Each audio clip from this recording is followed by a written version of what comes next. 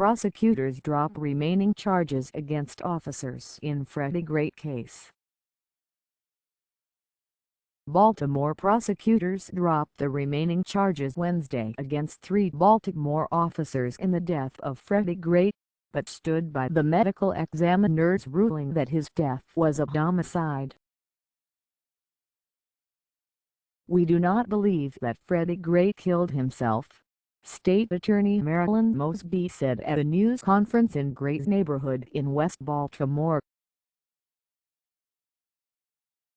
Gray, 25, suffered a severe spinal injury, apparently while en route to the police station, after he was shackled and loaded into a police van but not secured with a seat belt in April 2015. His death a week later while in police custody set off a series of sometimes violent protests that rocked the city and prompted Black Lives Matter demonstrations across the nation.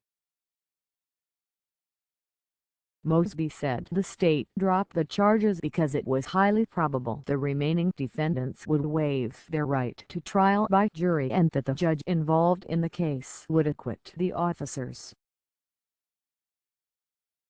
"We could try this case 100 times and cases just like it, and we would end up with the same result," Mosby said. The decision closes the case without any convictions of the 6 officers originally charged. Judge Barry Williams acquitted officers Brian Rice, Edward Nero and Caesar Goodson earlier this year. Officer William Porter had been awaiting retrial after his trial ended in a hung jury. 2 other officers never faced a trial.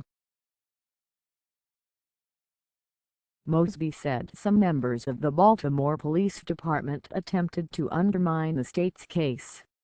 "For those who believe I'm anti-police, that's simply not the case. I'm anti-police brutality," she said.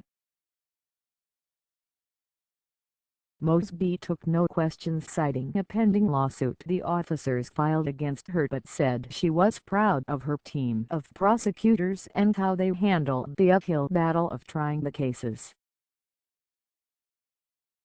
Public reaction to the news of the charges being dropped followed shortly after news from the Baltimore courthouse broke.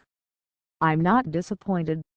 I was just praying for a better outcome," said Arsacha Sympton, 26, in Baltimore.